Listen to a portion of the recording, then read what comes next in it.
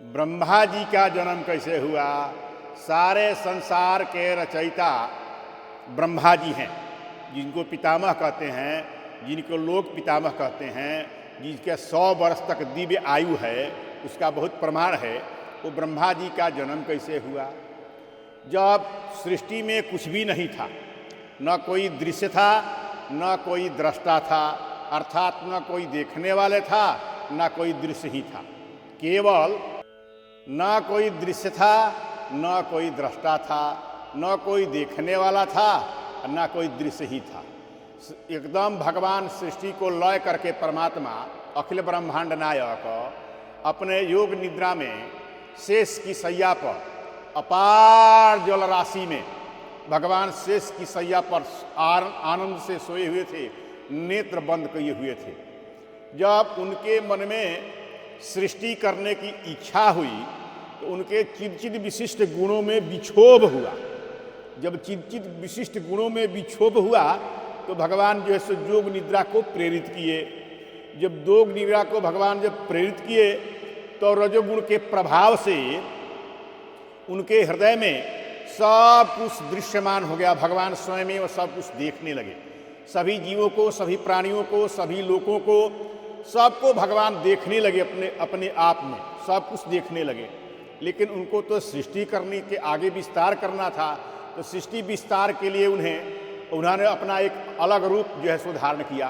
वो कैसे रूप धारण किया, जैसे ओढ़ौल फूल है या कोई भी फूल है, फूल के वृक्ष जब धरती से ऊपर उगते हैं, पौधा ऊपर होता है, तो जब उसमें डंठल और पत्तियां जब पूरे हो जाते हैं तो उसके डंठल और पत्तियों के बीच से एक छोटा सा कोढ़ी कली निकलता है। अपने आप उसमें से कली निकलता है और कली निकलेगा, कली धीरे धीरे बड़ा होगा, धीरे धीरे बड़ा होकर के अब फूल अपने आप खिल जाएगा। अपने आप उस पर जो है सो पराग उत्पन्न हो जाएंगे, फूल पर उसमें सुगंध आ जाएगा। ठीक वैसे ही अथाह जलराशि में भगवान शेष की सैया पर जो शयन किए हुए थे नारायण ब्रह्म, जो ब्रह्म हैं, वो उसके नाभि से अपने आप उनके नाभि से एक जो सो स्फुटित हुआ, बंधा हुआ था, स्फुटित हुआ और उस जल को बेधने लगा। वो जल से ऊपर आने लगा, जहाँ तक जल की परिधि थी उसको छिद्र के उसको निकल करके बाहर आ करके उस जल पर खिल गया। और जल पर खिला जैसे फूल खिलता है, और खिलने के बाद आप देखे होंगे ओढ़ौल का फूल होता है, जो लाल लाल फूल होता है, जो भगवती को चढ़ता है, ओढ़ौल कहते हैं। उसमें से एक लोर लटक जाता है, एक लंबा लटक जाता है, इस पर पराग लटका रहता है।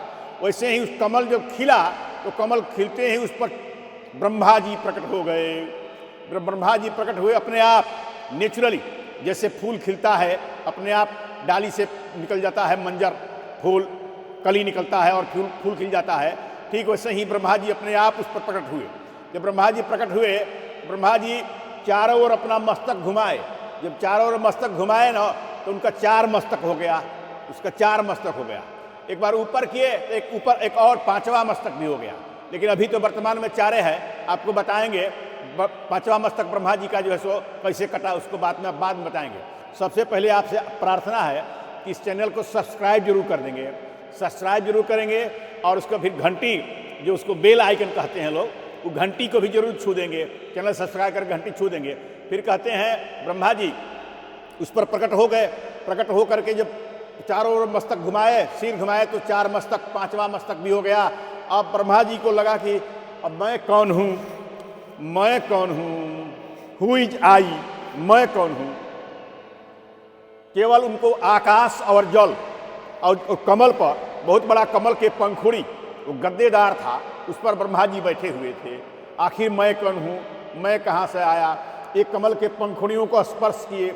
स्पर्श करने के बाद सी सोचा कि ये कमल जो आया है इसका तो कोई न कोई जो है सो प्रारंभ होगा, जड़ होगा, तो चल करके मैं देखूँ तो जरा। वो ब्रह्मा जी उस कमल के नाल में, सूक्ष्म नाल में सूक्ष्म रूप से प्रवेश करके अब बहुत दूर तक, उसको बहुत दिन तक उसका अंत ढूंढते रहे, वो कहाँ से आया है। लेकिन उनको पता नहीं चला। वो नाभि का प्रदेश पास उनके पास पहुँचा, वो नाभि का प्रदेश पहुँचा जो भगवान के नाभि था।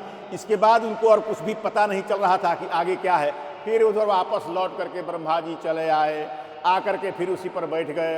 अब विचारने लगे, ब्रह्मा जी सोचने लगे अब क्या करें, मुझे क्या करना चाहिए।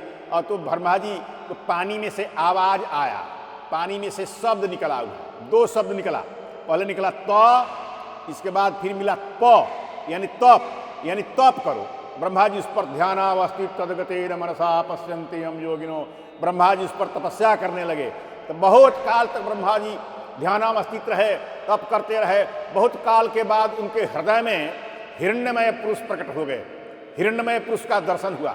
देखा कि उनके हृदय में शेष की सैया पर भगवान शयन किए हुए हैं, जो वेदुर्ज मणियों से सुसज्जित हैं, जिनके बाह में बाजूबंद है, दीप्यमान सुंदर रत्नों से जड़ित, जिनके दोनों बाहों में बाजूबंद है, जिसके भुज में बाहु में भुजदंड है, दीप्यमान मणियों से भुजदंड है, एकदम सौंदर्य है। उनका शरीर बहुत विशाल है। उनके हृदय में अनुभूति हो रहा था, ब्रह्मा जी के हृदय में देखा उनके लाल लाल कमल के सदृश रत्नारे नेत्र हैं, सुंदर हास्य है, सुंदर चितवन है, सुंदर होठ है, सुंदर कपोल गाल है, काले काले घुंघराले घुंघराले बाल। ऐसा लग रहा था कि पूरा भौरा बैठे हुए हैं, वो घुंघराले बाल लटक रहे हैं।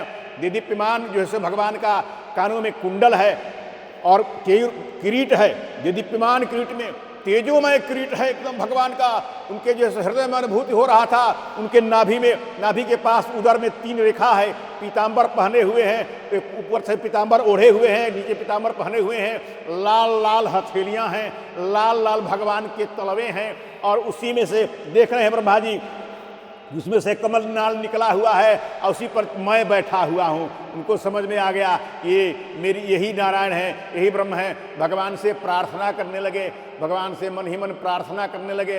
हाथ जुड़ करके भगवान प्रार्थना किए, ब्रह्मा जी प्रार्थना किए हैं। भागवत में प्रसंग है, ब्रह्मा जी भगवान की प्रार्थना किए हैं। जब खूब प्रार्थना किए भगवान का, जब खूब भगवान के प्रार्थना किए, उनका शरीर प्रार्थना करते करते ब्रह्मा जी का शरीर रोमांच हो गया। और जब रोमांच हुआ, हाथ जुड़े हुए थे, तो हिरण्यमय पुरुष भगवान नारायण ब्रह्म वहाँ पर सामने प्रकट हो गए और ब्रह्मा जी का कर स्पर्श किए। ब्रह्मा जी का जब कर छुए, भगवान ब्रह्मा जी का कर छुए, तो ब्रह्मा जी के शरीर में जैसे करंट की धार, अगर आपको बिजली का करंट कभी लगा होगा उसी प्रकार तो आपको अनुभव है कैसा करता है शरीर, वैसे ही ब्रह्मा जी के शरीर में पूरा करंट जैसा अनुभूति हो गया। और नेत्र खोले ब्रह्मा जी, देखा कि सामने भगवान नारायण ब्रह्म परमात्मा, जिसको मैंने अपने हृदय में देखा था, वो सामने खड़ा है। मस्तक नवा करके, शीश नवा करके प्रणाम किए भगवान को और कहे, पिताजी हमारे लिए क्या आज्ञा है, हमारे लिए आज्ञा बताइए। तो भगवान ने कहा कि आप सृष्टि का विस्तार करो।